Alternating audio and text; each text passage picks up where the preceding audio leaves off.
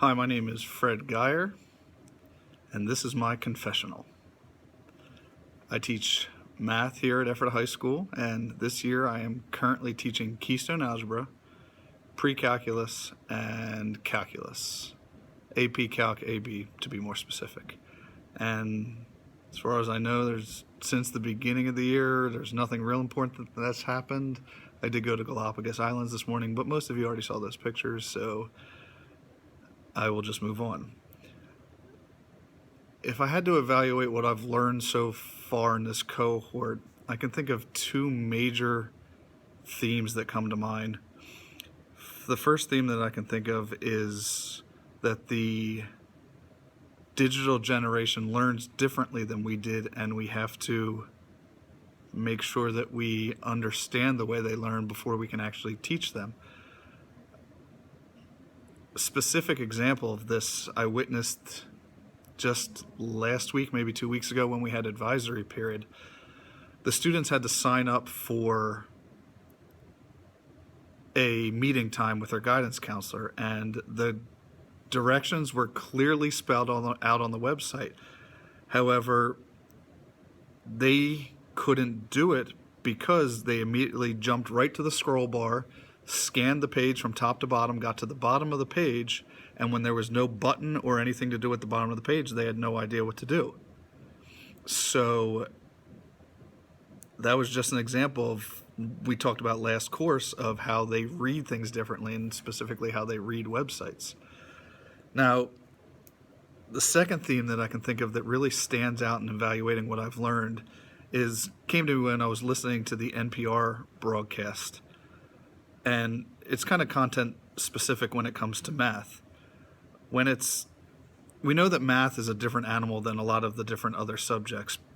And one of the students that was interviewed in the NPR broadcast said they really like online classes. However, they didn't think that a fully online math course would be best, because he felt that students need direct instruction from their math teachers to understand mathematical concepts.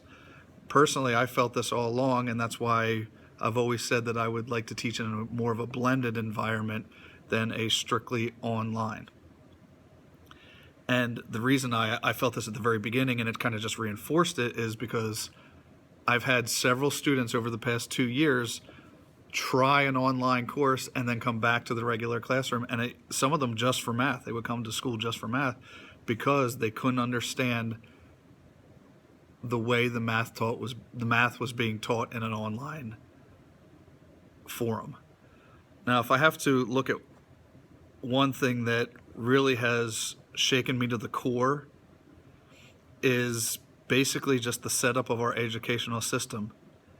And in order for the system to stay relevant and engaging, we really need to rethink how we teach and what we teach. The fact of the matter is that students have access to any information at their fingertips at any time. And this means there's a complete shift in the way they are learning. We've always complained that politicians make educational decisions, and the educators should be making them.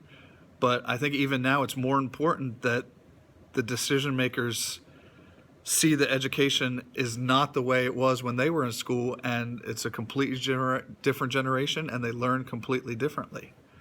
Now, when it comes to philosophy of online education, I feel that my philosophy of online education is changing rapidly.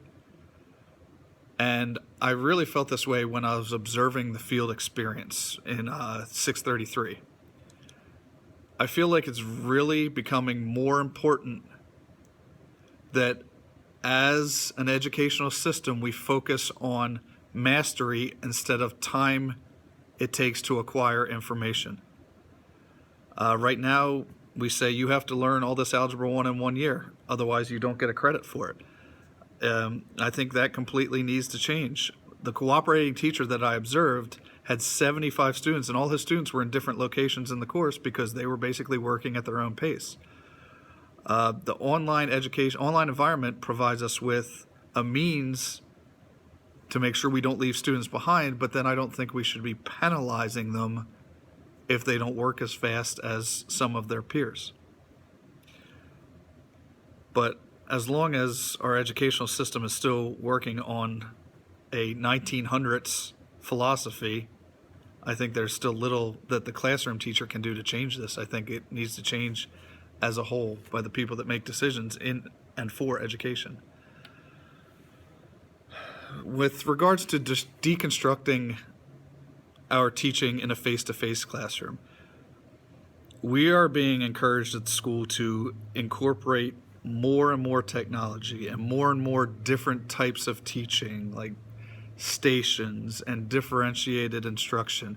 And I felt that it's been really hard to evaluate that this year because the curriculum doesn't change and the mindset doesn't change, where we give them a specific amount of time to learn the information and that's it. If they don't learn in that time, then they retake the course.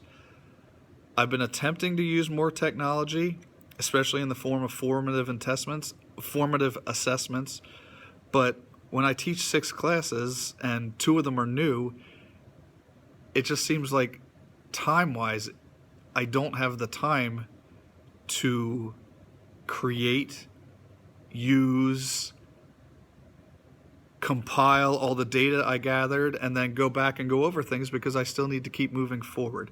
That is the biggest frustration for me if I'm looking at deconstructing the way I teach and the way they would like us to teach. I think I pretty much covered all the topics. I hope everybody enjoyed my confessional. I like the number 707, so I'm going to wait till 707, and goodbye.